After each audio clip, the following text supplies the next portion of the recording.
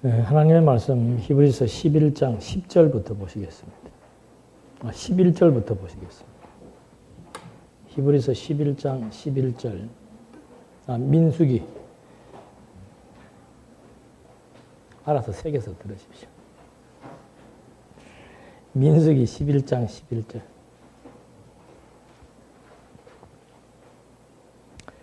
모세가 여호와께 말씀드렸다. 주께서 왜 주의 종을 괴롭게 하시며 왜 주의 앞에 은혜를 입게 아니하시고 이 모든 백성의 짐을 제게 지우십니까?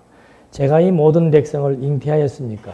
제가 그들을 낳았습니까? 왜 주께서 저에게 유모가 젖먹이 아이를 품듯 그들을 품에 품고 주께서 그들의 조상들에게 맹세하셨던 땅으로 가라고 명령하십니까? 제가 어디서 고기를 구하여 이 모든 백성에게 주겠습니까? 그들이 저에게 울며 말하기를 고기를 주어 먹게 하라고 합니다. 저는 이 모든 백성을 혼자 감당할 수 없으니 이 짐이 내게 너무 무겁습니다. 만일 주께서 제게 이같이 행하시려면 제발 저를 죽이셔서 주의 눈앞에서 제가 은혜를 입어 이 악을 보지 않게 하여 주십시오. 15절까지가 모세의 그 핵심적인 기도 내용입니다. 그러니까 백성들이 악한 말로 여호와를 원망하니까 여호와께서 이제 그걸 듣고 불로 그들의 진영의 끝을 불살랐다 그랬습니다. 그러니까 막 모세가 이제 백성들이 불이 나니까 타 죽으니까 울부짖고 하니까 모세가 이제 여호와께 또 기도하니까 불이 꺼졌지요. 그리고 난 뒤에 또 이제 섞여 사는 무리들이 탐욕을 품어가지고 금방 그런 일 한번 겪었는데도 이 탐욕이라고 하는 것은 하여튼 가치 기준이 바뀌지 않으면은 절대 조절되기 힘듭니다. 그래서 또 계속해서 그 탐욕이 있는 자들이 무리에 섞여 있어가지고 다시 또 울면서 말하는 거예요. 그러니까 그 내용도 뭐 때문에 울었는가? 누가 우리에게 고기를 먹여주는가? 그것 때문에 우는 거예요. 그 또 마음 넓은 구역장님들은 또 그런 말을 듣고 맞다. 하나님이 해도 너무하신다. 하면서 같이 그 탐욕의 노예가 되어가지고 가치 판단 기준을 정확히 못하니까 이제 앞으로 공부하게 될 야고보서의 내용을 공부하게 되면은 진짜 분명하게 나타납니다. 시험이 무엇인지가 분명하게 나타나요. 그 성격을 모르니까 같이 앉아가지고 같이 울고 같이 하나님을 원망하면서 하나님이 이럴 수가 있는가라고 한탄하게 되는 거죠. 고기도 먹고 싶고 양파와 마늘도 먹고 싶고 하면서 원망을 하는 겁니다. 그게 점점점 퍼지는 거죠. 그게 이 군중심리라고 하는 것은 참 무서운 거예요. 그게 여기서도 지금 그 초대에 그런 말이 나오죠. 그 4절에 그런 말이 나와요. 그들 가운데 섞여 사는 무리들이, 백성들의 무리 가운데 섞여 있는 일부들이 탐욕에 의해서 점점 안 좋은 말들을 하기 시작하니까 그게 점점 백성들의 생각과 마음으로 확산되기 시작하는 겁니다. 그러니까 교회는 이런 탐욕의 말 또는 탐욕스러운 잘못된 진리, 탐욕에 의한 가치 판단 이거 들어오면 사정없이 경계하고 대적하고 배척해야 되는 거죠. 용납하면 안 되는 거예요. 자기 자신에게도 마찬가지입니다.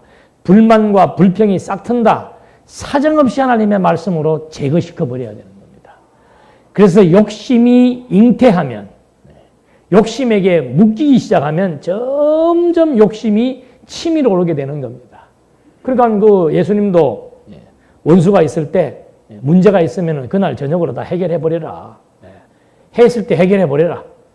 그거 만약에 품고 밤 되기 시작하면 밤새도록 그게 더 발전을 해가지고 나중에 그 다음날 아침 되면은 칼 들고 쫓아가서 죽이는 일이 발생하는 거예요.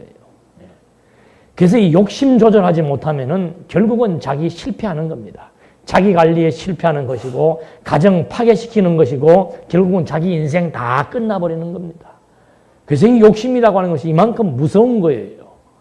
근데 뭐 우리가 칭찬할 때 아이고 이놈은 욕심 많게 생겼네. 우리 애는 욕심이 참 많아요. 그걸 자랑으로 얘기하는 부모들은 진짜 무식한 거죠. 욕심 사정없이 제거해야 되는 겁니다. 어떤 군중 속에서라도 불평과 불만, 하나님 앞에서의 불평과 불만 이건 확산되게 되어 있는 거죠. 그러니까 결국은 백성들에게 쫙 그런 불평만이 퍼져가지고 온 백성들이 합심해가지고는 누구한테 이제 문제를 제기하는 겁니까? 모세한테 와서 문제를 제기하는 거예요. 너는 백성의 지도자다. 지도자가 올바로 해야지. 지도자가 잘해야지. 너 때문에 우리가 여기 나와서 이 고생을 하는데 너 이 문제 어떻게 해결할 거냐? 경제적인 문제 어떻게 해결할 거냐? 똑같아요. 어떻게 대통령 한 사람이 경제를 해결하겠습니까? 아, 나는 이번에 경제정책을 빼서 이 나라를 부강시켜. 거기에 다 쏘가서 찍는 거 아니에요. 밀어내서 그런 거죠. 어느 누구든 마찬가지입니다. 정치 발언을 하는 게 아니고 대통령이 어떻게 정치를 통해서 나라를 강대하게 만들 수 있습니까? 하나님께서 그 나라 세울 때가 되면은 지혜로운 자들로 만들게 해서 지혜롭게 해서 만들어 나가서 부유하게 할 수도 있고 그렇지 않을 수도 있는 건데 사람들이 거기에 다 보이는 것에 다 현혹이 되는 거예요.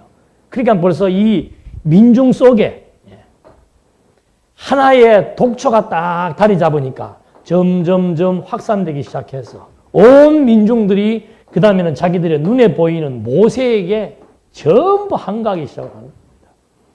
그럼 모세는 어떻게 해야 돼요? 오전에 공부했잖아요. 죽겠어. 고기 안 주시면 안 먹으면 되고 물 안 주시면 우리 굶자. 주의 뜻이면 이럴 수도 있고 저럴 수도 있다. 돌멩이에 맞아가 죽는 한이 있더라도 그렇게 얘기를 해야 되죠. 근데 요즘 한국교회는 그렇지가 않잖아요. 민중들이 요구하는 말씀을 해야 민중들이 듣고 거기를 찾으니까. 안 찾으면 말면 이 말들을 참 사람들이 싫어하는데 할 수 안 찾으면 말면 되고 안 모이면 안 하면 되는 거죠. 주시면 하면 되고 하게 하시면 하면 되고 못하게 하시면 안 하면 되는 거예요. 못하게 하시면 어떻게 할 거예요? 못하는 거지. 그 기본적인 이치를 정확하게 말해줘야 돼요. 아이고 왜 그랬습니까? 이렇게 아이고 그 나쁜 놈 그거 가만 놔두면 안 됩니다. 그 인간 때문에 이렇게 된 겁니다. 그때 당신이 이렇게 판단했으니까 이렇게 됐죠. 원망하고 불평하고 같이 모여서 당신들이 원하는 게 뭡니까? 나는 이번 일 이렇게 돼야 됩니다.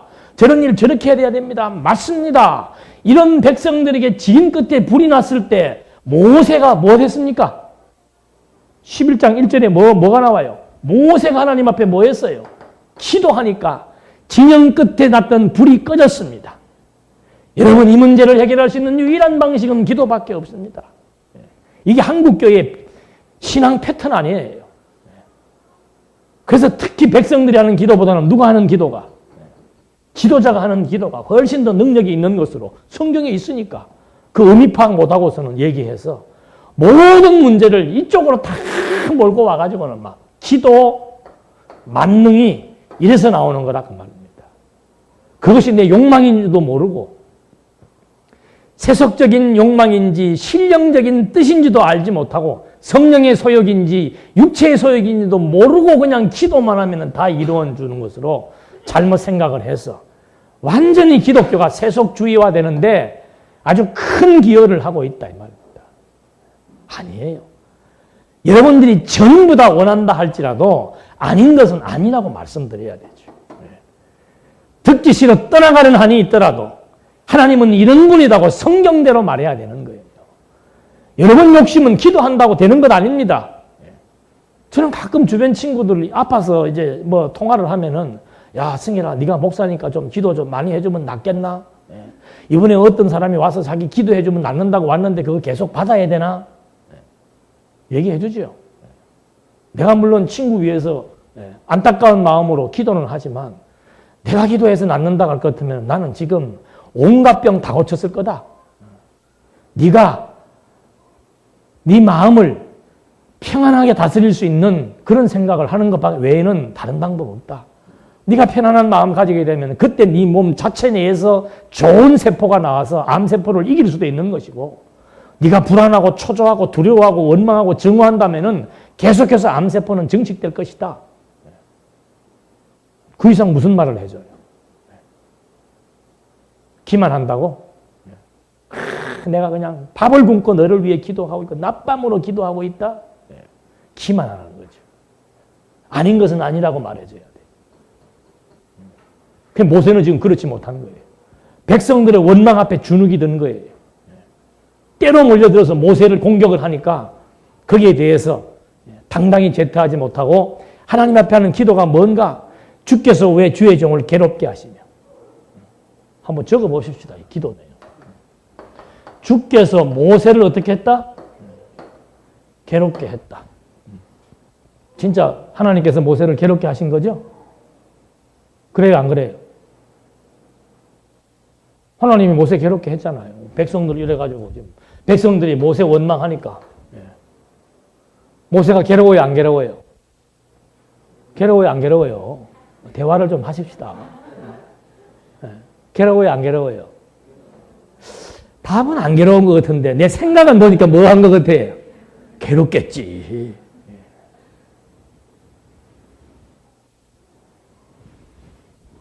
안 괴로워요. 제대로 해석하면. 10,000,000명이 나를 죽이려 에워싸도 다윗이 뭐라 그랬어요? 다윗은 10,000,000명이 나를 죽이려고 에워싸 있어도 나는 어떻게 한다? 평안히 잡니다.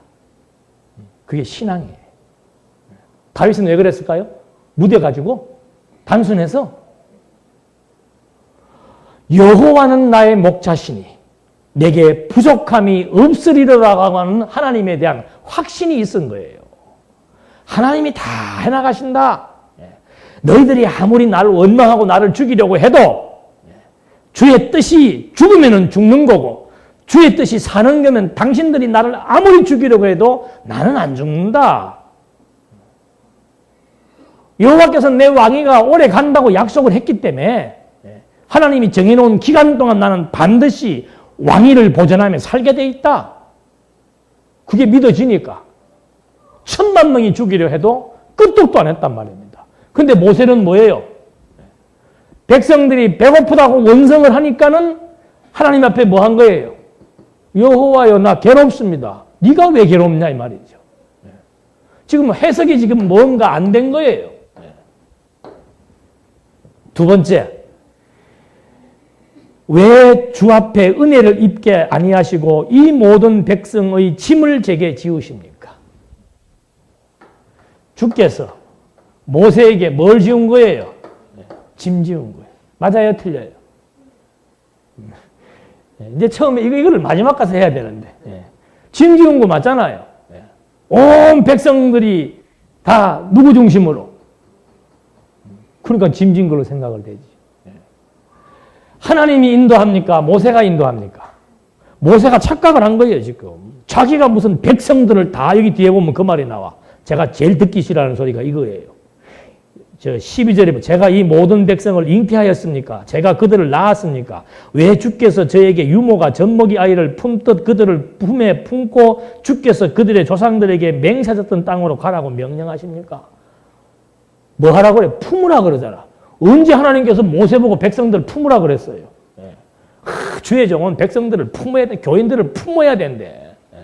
아니, 내 자식들을 품는 것도 버거운데 자식들도 3살만 넘어가면 안 들어와요, 품 안에. 그 말은 뭔가? 커서 안 들어온다는 것이 아니고 자기 주관, 자기 생각이 있기 때문에 절대 부모의 생각과 뜻대로 안 된단 말입니다. 아, 자기 자식도 그런데. 아니, 무슨 다 인생 다 경험하고 자기 소신과 주관을 가지고 살고 있는 성도들을 어떻게 제가 제 품에 품고 목사라고 해서 교인들을 품고 가야 되는데 품기는 뭘 품어요.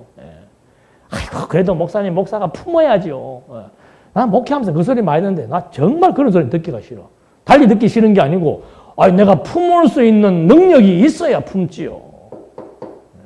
지금 모세는 완전히 착각을 한 거예요. 백성들이 자기를 괴롭게 한다고 생각을 하고 있고 하나님이 자기를 괴롭게 한다고 생각을 하고 왜? 백성들과 똑같은 생각을 하고 있으니까 괴롭게 한다고 생각을 하고 있는 것이고 아니 모세는 그냥 자기의 일만 하면 돼요. 자기의 일이 뭡니까? 하나님의 뜻이 이것입니다라고 듣든지 말든지 따르든지 말든지 설명만 해주면 되는 거예요. 근데 모세가 무슨 착각을 하는가? 자기가 무슨 말하면 백성들이 들어야 되는 줄로 착각을 하고 자기가 문제를 해결할 수 있는 해결사로 스스로가 지금 착각을 하는 거예요. 그러니까 하나님 아버지 내게 왜 내가 언제 내 백성 내가 낳았습니까? 내가 놓은 자식도 내가 지금 짐지기 힘든 판에 뭔 백성들을 내가 언제 나왔다고 백성들을 나에게 짐을 지어가지고 나를 이렇게 힘들고 어렵게 만듭니까? 이걸 갖다 우리는 교만한 인간이라고 얘기하는 겁니다. 예. 주제 파악하지 못하고. 예. 여호와 하나님 어떻게 나에게 이런 짐을 지우십니까? 짐 지신 분들 다 짐 내려놓으세요. 예. 아무것도 짐질 능력이 없습니다. 우리는. 예. 짐 다 내려놓으세요. 아이 그래도 자식들은 우리가 짐을 져야 될 거 아닙니까? 자식들에 대한 짐도 그냥 부모로서의 기본적인 역할을 하는 거 말합니다. 뭐 내가 이 자식을 막 어떻게 키워가지고 뭘 만들고 뭐 그게 짐지는 거란 그게 스스로 짐지는 거예요. 안 되는 일 하게 하려니까 그게 무거운 짐이 되는 거죠. 하나님의 뜻대로 지금 키워 나가실 것, 부모는 부모의 역할만 잘 감당해서 해주면 될 거 아니에요. 그래서 지금 이 두 번째가 자신에게 짐을 지었다고 지금 원망을 하면서 그들의 조상들에게 맹세하셨던 땅으로 가라고 명령하십니까? 제가 어디서 고기를 구하며 모든 백성에게 주겠습니까? 그들이 저에게 울며 말하기를 고기를 주어 먹게 하라고 합니다. 저는 이 모든 백성을 혼자 감당할 수 없으니 이 짐이 내게 무겁습니다. 만일 주께서 제게 이같이 행하시려면 제발 저를 죽이셔서 주의 눈앞에서 제가 은혜를 입어 이 악을 보지 않게 해 주시옵소서. 세 번째 결론은 뭐예요? 주여 나를 뭐 해 주시옵소서? 죽여 주시옵소서. 죽여야 돼. 그래 죽여줄게. 진짜 죽고 싶으면 이런 말 할 필요도 없지요. 하나님의 뜻이 나 죽게 돼 있으면 막 즐거운 마음으로 갈랍니다 그래야지. 왜 나를 괴롭게 하시고 왜 내게 이렇게 엄청난 짐을 지우시고 자기가 하려고 하니까 그게 자기에게 짐이 되는 거죠. 예수님이 뭐라고 그랬습니까? 수고하고 무거운 짐진 자들은 다 내게로 와서 뭐 하라고 그랬어요? 내려놔라. 그 인생의 무거운 짐 당신이 해결해 보겠다고, 당신이 설계해 보겠다고, 설계대로 이루어 보겠다고 그 경쟁하며 욕심의 노예가 되어서 죽기 살기로 뭐같이 악심을 품고 악착같이 뭐하며 이 악악 들어가네 바라가며 살면 안 된다 이 말이에요. 그러니까 막 눈동자가 시뻘개지고 시커매지고 안압이 터지고 혈압이 터지고 그러는 거죠. 뭘 품고 있으니까. 악심에 의해서 악착같이 제발. 요즘의 세대는 덜해요. 우리 어머님 세대와 우리 세대들 보면은 막 먹을 거 안 먹고 그냥 막 악착같이 해가지고 벌어서 자식들 다 남겨주면은 자식은 한 방에 다 없애버리죠. 무능한 자식 만들어버리고. 인생 그렇게 사는 거 아니란 말입니다. 움켜진다고 내 것대고 쌓아놓는다고 내 것대는 게 아니에요. 하나님이 뭘 주실 때는 형통케 하실 때는 선한 일을 위해서 쓰라고 형통케 하시는 겁니다. 가난케 하실 때는 가난한 여건 속에서 하나님의 하심을 보라고 주시는 거예요. 둘 다 악심만 빠져버리면은 형통해도 감사하고 가난해도 감사한 거예요. 절대 무슨 일이든지 악심에 의한 경쟁. 이게 악착 아닙니까? 악심에 의한 경쟁. 이건 완전히 자기 파괴입니다. 자기 파괴. 자기 죽이는 거예요. 꿈꾸지 마시라 말입니다. 그냥 미래 걱정하지 말고. 하나님이 준비해 놓지 내가 미래 걱정해가지고 내가 준비하는 게 아니에요. 지금 뭐 하나님께서 요즘은 다 맞벌이를 하고 다 그냥 우리 교인들도 거의 99%가 다 일하러 다니시니까 괜찮습니다만은 아니 여러분 자녀 키우는 것도 뭐예요? 자녀 키우는 것도 그것도 하나님의 일이에요. 정말 두 사람이 벌지 못해가지고 막 굶어 죽을 것 같으면 모르지만은 한 사람이 벌어서 먹고 살만 하면은 아내는 아기가 그래도 한 4, 5살까지 가장 중요한 시기.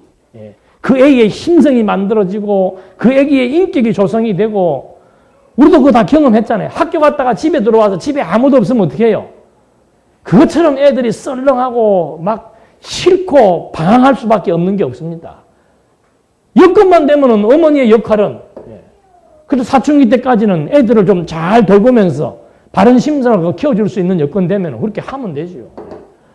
뭘 가정경제 이렇게 보겠다고 뭐 지금은 남편이 벌지만 언제 어떻게 될 줄을 모르고 그러니까 뭐 한 거예요? 짐스러운 거지.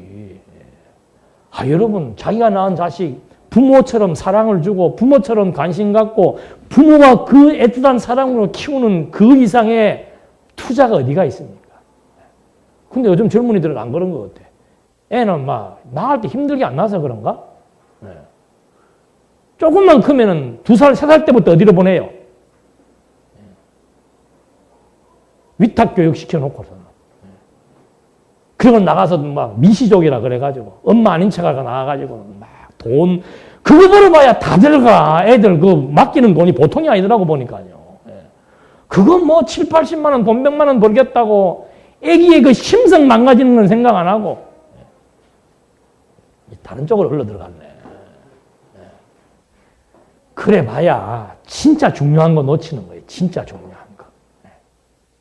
어릴 때부터 심성 길러주는 거. 악심을 갖고 악착같이 살지 않도록 심성을 부드럽게 길러주는 거. 최고의 교육적 가치고 어머니로서의 최고로 훌륭한 일이지요. 그런 사랑을 받고 자녀가 커야 당당해지고 거기에서 창의력도 나오고 꺼리낄 것이 없어지고 힘있게 살아가는 거지. 그만하고 기도 분석해야죠. 그래서 이 하나님이 하신다는 것을 모세가 지금 순간적으로 잊어버린 거예요. 제일 첫 번째는 하나님께서 은혜를 베풀지 않은 걸로 생각을 하는 것이죠. 이런 과정이 지금 먹는 걸로 백성들이 지금 막 원망하는 이런 그 시험의 과정이 정말 성도들에게는 필요한 것이다. 이것이 하나님의 은혜라고 하는 사실을 모세가 지금 같이 잊어버린 거예요. 어려움을 통해서 형통함이 주어져야 이것은 하나님이 하신 일이다라고 깨닫고 여호와를 경외하게 되는데 그 경외케 하기 위해서 여호와를 섬기게 하기 위해서 주시는 그 시험 자체에 대한 의미를 잊어버리고 단순히 백성들이 지금 배고파 울부짖고 경제적인 어려움과 가난 때문에 지금 말할 수 없는 고통을 겪고 있다. 그것만 본 거예요. 시험의 의미를 깨닫지 못한 것이고 그 다음에 인간의 생각대로 안 된다고 해서 나쁜 게 아닌데 내 생각대로 안 돼도 누구 생각대로 되는 거예요. 하나님의 기쁘신 생각대로 지금 잘 되고 있는 거란 말입니다.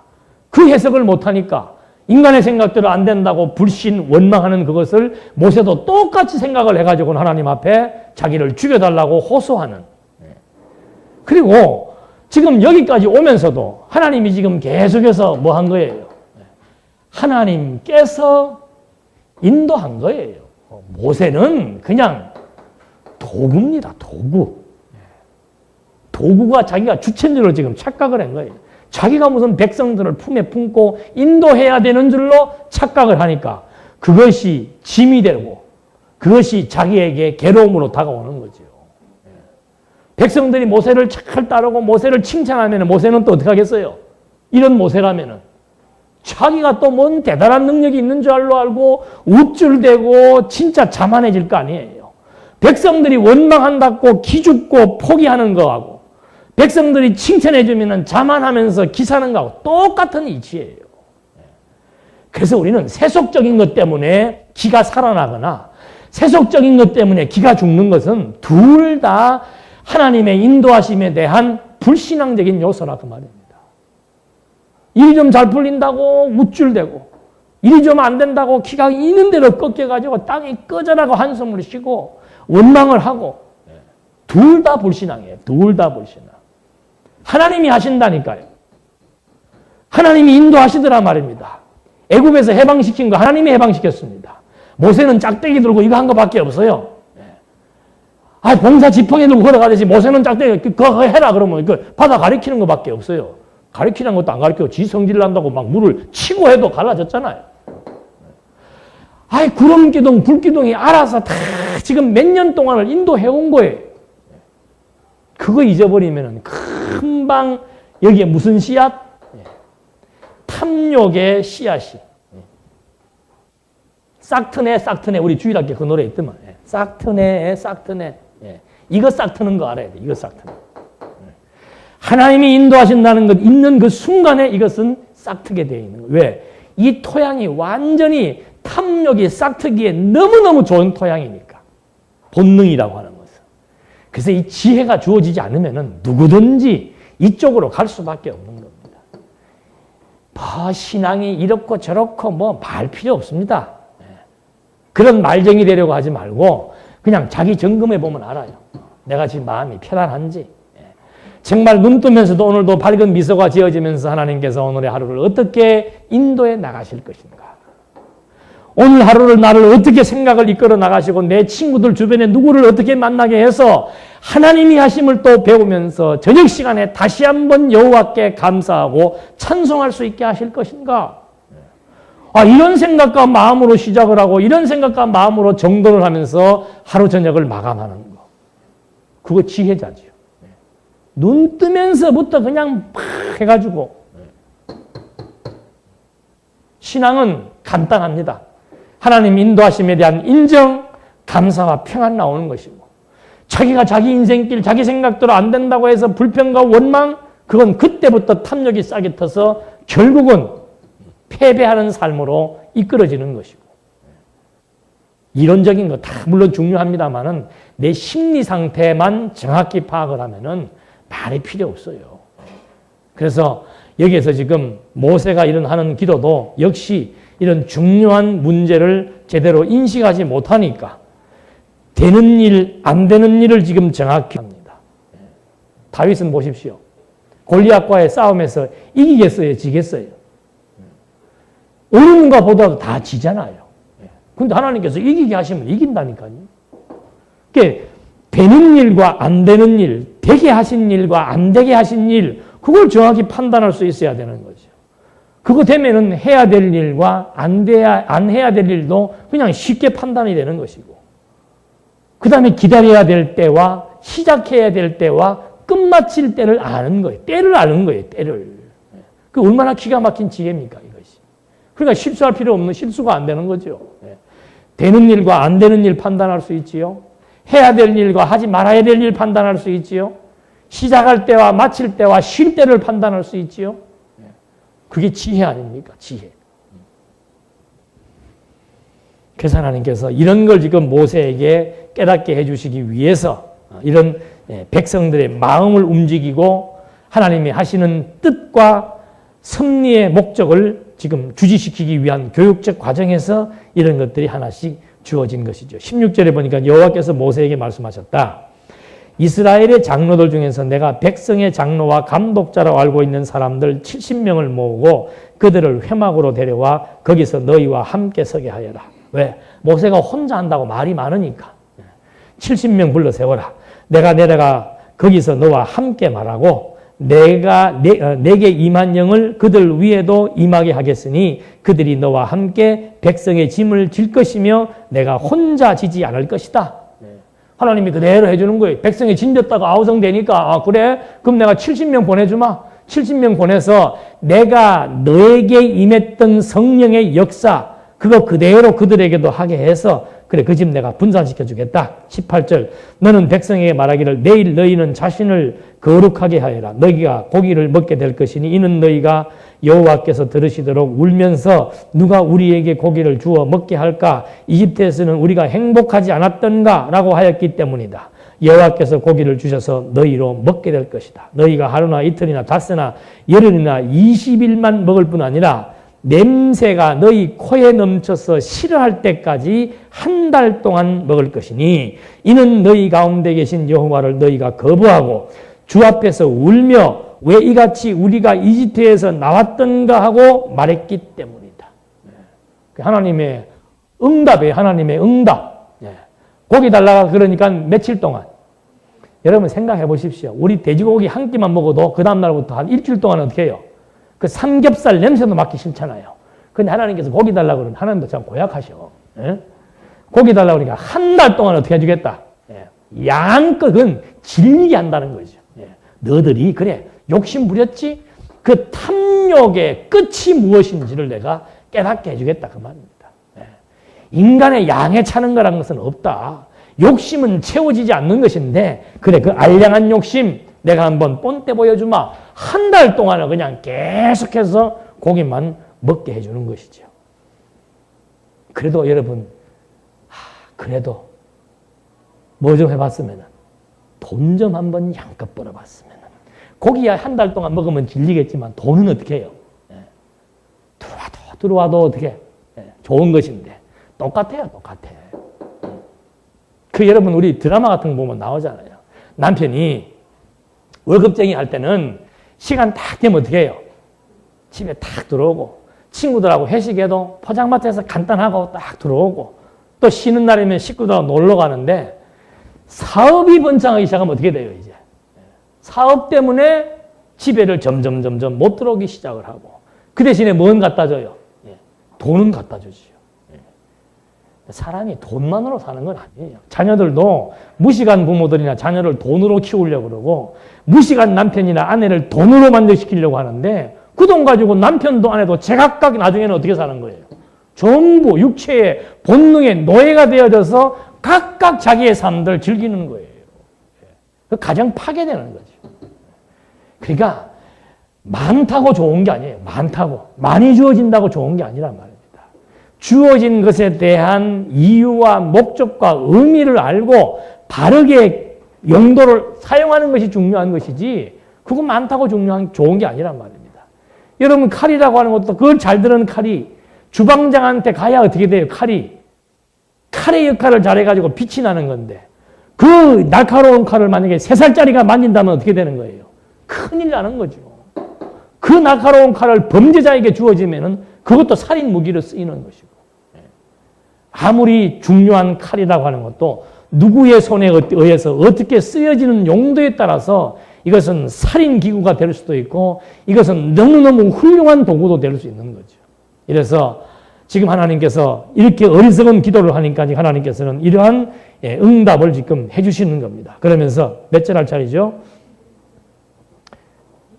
21절 말씀에 모세가 말하였다. 저와 함께 있는 백성의 보행자가 60만 명인데 주께서 그들에게 고기를 주고 한 달 동안이나 먹게 하시겠다고 말씀하셨습니다. 이 말은 제가 지금 말투를 보면은 60만 명을 한 달 동안 주시겠다고 지금 하나님이 뭐 했습니까? 말씀하셨습니다. 그 말은 뭐예요? 두고 보십시다. 그 얘기예요. 하지만 그들을 위하여 양떼와 소떼를 잡은들 그들에게 충분하겠으며 그들을 위하여 바다의 모든 고기들을 모은들 그들이 만족하겠습니까? 여호와께서 모세에게 말씀하시기를 여호와의 손이 짧으냐? 이제 내 말이 내게 이루어졌는지 아닌지 내가 보게 될 것이다 하셨다. 모세가 한번 지혜가 차단되면 끝까지 하나님하고 해보겠다고 지금 엉기는 거예요, 이게. 생각을 해보십시오. 장정만 60만인데 딸린 애들까지 치면 1000만 명이 넘는데 아니 그 식구들 계속해서 한 달 동안 고기 먹이려면 양소가 얼마나 돼가 돼야 되겠어요? 불가능하죠.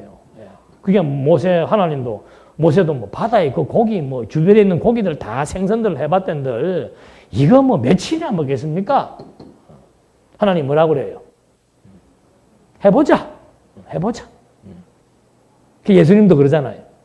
지금 점심시간이 됐는데 배는 고픕니다. 근데 먹을 것이 하나도 없네요. 그러니까 예수님 뭐라고 그래요? 걱정하지 마라. 누가 뭐 없냐? 꼬마가 도시락 꺼내놓으니까. 그걸 가지고 축사하니까 어떻게 해요? 이솝의 우화처럼. 그 수많은 간중이 먹고 5,000명이 먹고 12광주리가 남았더라. 옛날에 신화가 아니에요. 지금. 하나님도 지금 그 얘기하는 겁니다. 24절. 모세가 나가서 여호와의 말씀을 백성에게 전하고 백성의 장로들 중 70명을 모아 그들을 장막에 둘러서게 하였다. 모세는 든든하겠죠?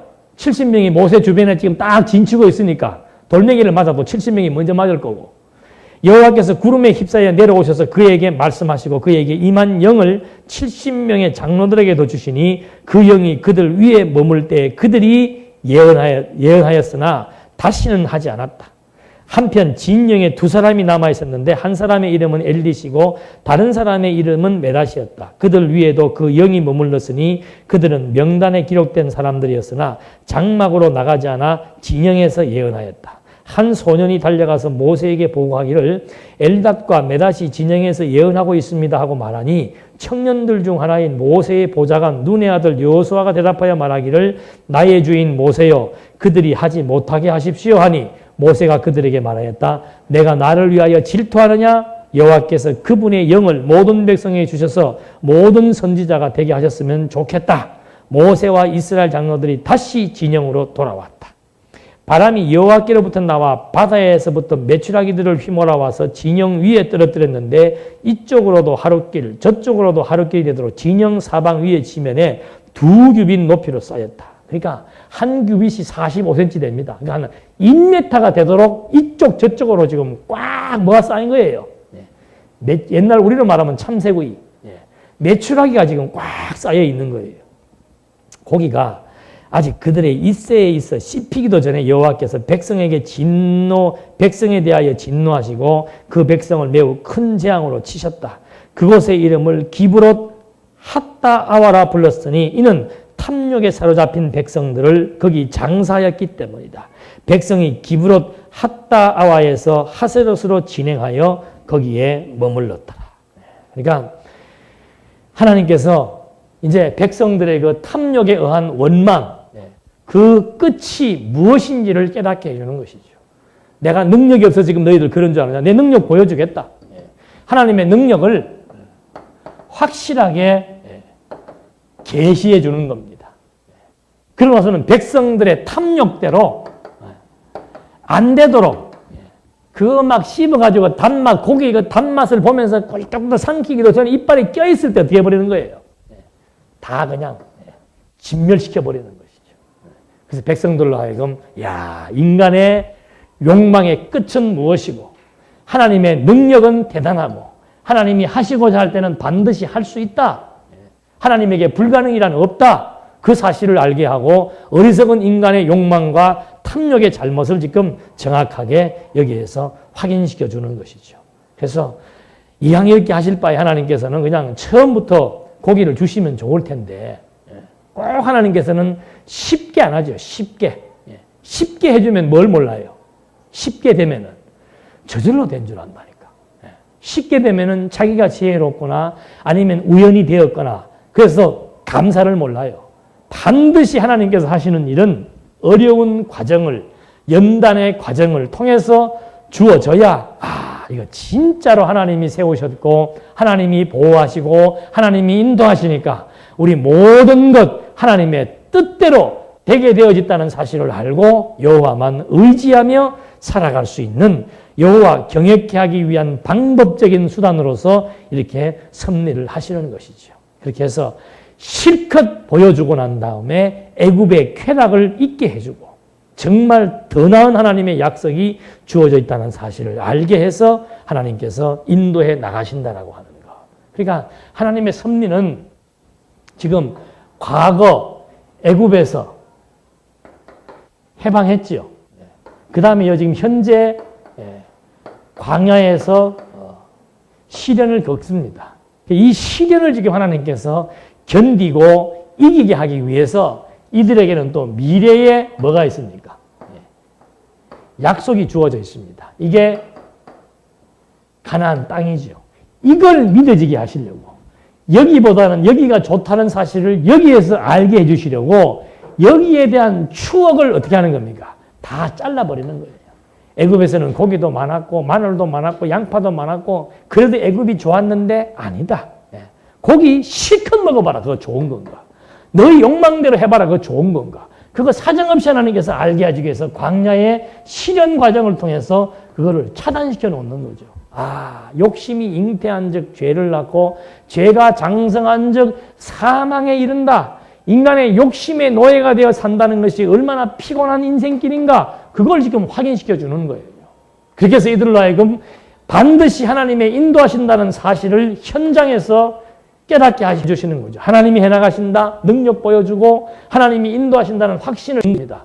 그런 다음 이들이 어디를 바라보도록 미래의 하나님의 약속을 바라보면서 소망 가운데 여기를 견뎌낼 수 있도록 하나님은 과거, 현재, 미래를 종합적이고 입체적인 관점에서 섭리해 나가시면서 자기 백성들을 연단하셔서 정말 여호와 의지하며 산다는 것, 그렇게 살 수밖에 없는 것, 그렇게 될 수밖에 없다는 것을 깨닫게 해서 여호와를 의지하며 경외토록 해나간다는 거죠. 그러니까 항상 미래에 대한 약속이 잔존해 있는 거예요. 아브라함도 보십시오. 하나님의 약속 받고 어디로 갑니까? 흉년이 들어가고 애굽에 가서 시험 받잖아요. 아내를 누이라 속여야 되는 그런 아픈 생명의 위협을 받는 그런 어려움을 겪고 나서는 다시 하나님의 약속 장소로 돌아오게 하니까 그 약속 장소에 와서야 진짜 하나님은 약속대로 이루시는 여호와가 분명하구나. 그걸 알고는 여호와를 찬송하게 만든다 이 말입니다. 이스라엘 민족도 마찬가지예요. 광야의 시련, 미래가 없는 게 아닙니다. 이 시련이 끝나면은 반드시 우리는 적과 꿀이 흐르는 가나안 땅에 간다. 이 확신 때문에 이 중요한 광야의 시련들을 잘 이겨나갈 수가 있는 것이죠. 오늘날도 마찬가지입니다. 이스라엘 백성들이 회복에 대한 약속을 받고 포로생활을 시키잖아요. 우리도 영원한 하나님 나라의 친백성으로서의 삶과 미래가 보장되어 있다는 약속을 받았기 때문에 오늘 이 현실을 걸어가면서도 실망하지 않고 낙심하지 않고, 왜? 하나님이 함께 하신다니까. 그냥 하나님이 여기 있다가 내려와서 함께, 내가 그냥 하나님 안에 있는 거예요.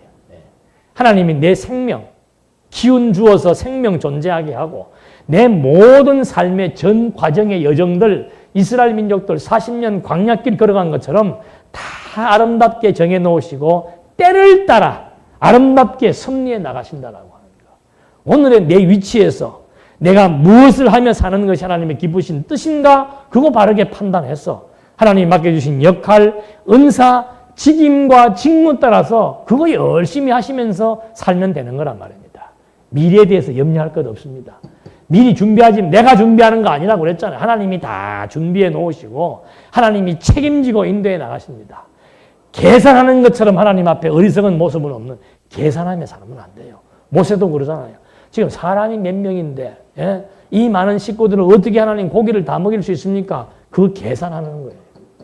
다윗이 전쟁에 한번 이기니까 백성들을 숫자 세면서 계산하고 있습니다. 계속해서 이길 수 있을까? 천만의 말씀이에요. 계산하면은 하나님께서 없애버립니다. 계산하는 그 순간부터 불신과 탐욕의 싹이 트게 되어 있는 거예요. 내 인생 내가 사는 게 아니지요. 내가 산다고 생각을 하니까 괴로움이 다가오는 겁니다. 내가 산다고 하니까 짐스러운 것입니다. 내가 사는 게 아니고 하나님께서 다 짐지고 하나님이 책임지고 인도해 나가시는 겁니다. 우리에게 짐이란 건 없습니다. 그냥 즐겁고 기쁜 마음으로 여호와의 인도하심 따라가면은 끝나는 삶이에요. 이런 사실들을 하나하나 확인해 나가시면서 이제 탐욕을 낸 백성들을 진노해서 그 탐욕의 끝이 무엇인지를 확인시켜 나가시면서 약속대로 이루시는 여호와를 불신한다는 것, 이것이 탐욕의 발동인 것을 알게 해주시고, 죄의 싹은 사망이기에 육체의 소욕은 반드시 시련을 통해서 조절하도록 섭리해 나가시는 하나님의 섭리 역사, 이런 극적인 상황들을 통해서 우리들에게 자족의 비결을 터득하게 해서 진짜 공중 나는 새를 바라보면서 들에 피는 풀꽃을 바라보면서 우리의 탐욕이 조절되어지고 하나님의 뜻이 분명히 성취된다는 사실을 깨닫고 여호와만 의지하며 살아갈 수 있도록 섭리해 나가시는 하나님의 섭리를 우리는 광야 생활의 이 시련의 이치를 통해서 확인해 본 것입니다. 기도하시겠습니다. 하나님 아버지, 정말 우리의 미래를 생각할 때 때로는 막막할 때가 있고 또 때로는 어떻게 될 것인지에 대한 궁금증도 있사오나 하나님이 정해놓으신 우리의 미래가 분명히 아름답게 설정되어 있고 아름답게 준비되어 있기에 오늘은 우리가 주어지는 현실 상황 속에서 정말 즐겁고 기쁜 마음으로 시험을 견디며 오늘의 주어진 상황 속에서 만족하며 살아갈 수 있는 이런 하나님의 지혜로 우리의 모두의 삶이 아름답게 해석될 수 있도록 섭리해 주시옵소서. 한순간도 여호와 잊지 말게 해주시고 한순간도 여호와의 인도하심대로 된다는 사실 잊어버리지 않고 우리의 심령 속에 진정한 평안을 누리며 살아갈 수 있도록 역사해 주시옵소서. 예수님의 이름으로 기도드립니다. 아멘.